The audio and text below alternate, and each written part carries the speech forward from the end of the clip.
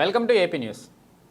తిరుమల లడ్డూ ప్రసాదంపై వైసీపీ గత ప్రభుత్వంలో జరిగిన కల్తీ చేసిన అంశాన్ని సినీ నటుడు హీరో సుమన్ మీడియా ద్వారా సంచలన వ్యాఖ్యలు చేశారు. వివరాల్లోకి వెళ్తే అనంతపురం జిల్లా గుంతకల్లులో హీరో సుమన్ ఒక కార్యక్రమంలో పాల్గొన్న ఆయన తిరుమల లడ్డు వివాదంపై స్పందించారు. ప్రస్తుతం సిట్ విచారణ జరుగుతుందని, లడ్డు కల్తీ చేసింది నిజమని తేలితే వారిని ఉగ్రవాదుల తరహాలో శిక్షించాలన్నారు.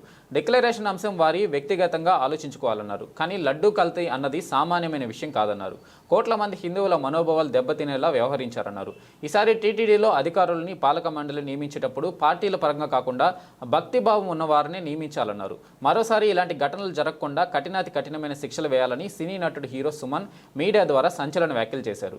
తిరుమల లడ్డు అండి, నేనేమంటానంటే తిరుమల లడ్డు వెరీ ఇంపార్టెంట్. కానీ అన్ని మతాల్లో మనకి ఏంటంటే చర్చ్, దర్గా ఉన్నాయి.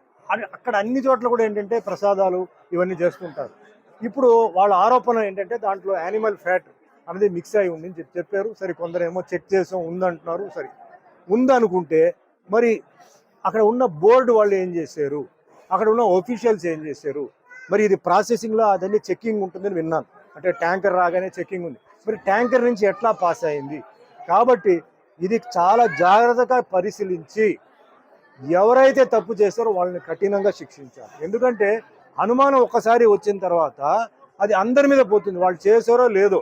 ఒక ఆఫీస్లో ఒకటి తప్పు చేస్తే అందరికీ చెడ్డ పేరు వస్తుంది. అది తప్పదు, అది జరగకూడదు. ముఖ్యంగా ఏంటంటే ఇలాంటి భక్తి విషయంలో, దేవుడి విషయం ఏదైనా సరే, నేను చెప్పేది ముస్లిం అయినా, క్రిస్టియన్ అయినా, జైన్ అయినా, ఏదైనా దేవుడు ప్రసాదం వచ్చి అలా చేయడం చాలా మహాపాపం. అందులో వెంకటేశ్వర స్వామి పాత్ర నేను చేశాను. తిరుమలకు ఈరోజు ఏంటంటే భారతదేశం ప్రపంచం నుంచి వస్తున్నారు. లడ్డు అంటే అంత ఒక సెంటిమెంట్. ఆ లడ్డు ఎన్నో ఊరికి కొరియర్లో వెళ్తుంది.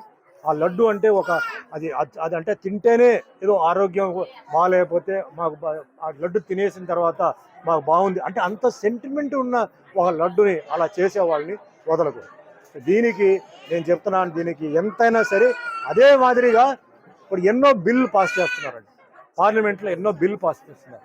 నేనేం చెప్తానంటే మన భారతదేశంలో ఎన్నో మతాలు ఉన్నాయి. అంటే Hindu, Muslim, Christian, Sikh, Parsi, Jain, Buddhist ఉంది. మరి ఈ మతాలని ఈ విధంగా అన్యాయం చేయకుండా కాపాడడానికి ఒక బిల్లు పాస్ చేయండి. ఇలాంటి విషయాలు ఎవడైతే తప్పు చేసాడో వేయండి లోపల 2 సంవత్సరాలకి. అది ఎంతోమంది మనోభావాన్ని అది ఇబ్బంది పెడుతుంది, కష్టపడుతుంది. ఎంతో భక్తితో వాళ్ళు ఆ దేవుడి దగ్గర వచ్చి వాళ్ళు ప్రార్థన చేసి ఒక నమ్మకంతో వాళ్ళ ఆ ప్రసాదం తీసుకున్నప్పుడు ఇలా విన్నారంటే అది ఎంత పెద్ద తప్పండి, పెద్ద నేరం. అది టెర్రరిస్ట్ కన్నా చాలా పెద్ద తప్పు అది. కాబట్టి ఇది కఠినంగా ఇది చేయాలి, కానీ జాగ్రత్తగా చేయాలి. ఎవరు తప్పు చేశారో వాళ్ళని పట్టుకోవాలి. దీంతో పాటు ఎవరు దాంట్లో కూడా ఉన్నారో వాళ్ళని కూడా వదలకుండా ఎందుకంటే ఒక టీటీడీ బోర్డు ఉంది, ఆఫీషియల్స్ ఉన్నారు, చెక్కింగ్ ఇన్స్పెక్టర్ ఉన్నారు. ఇంత ఉన్నప్పుడు ఎలా జరిగింది? సో ఖచ్చితంగా దీనికి ఏ లెవెల్ అయినా సరే సీఎం చంద్రబాబు నాయుడు గారు, డిప్యూటీ సీఎం పవన్ కళ్యాణ్ గారు ఇది వదలకూడదు.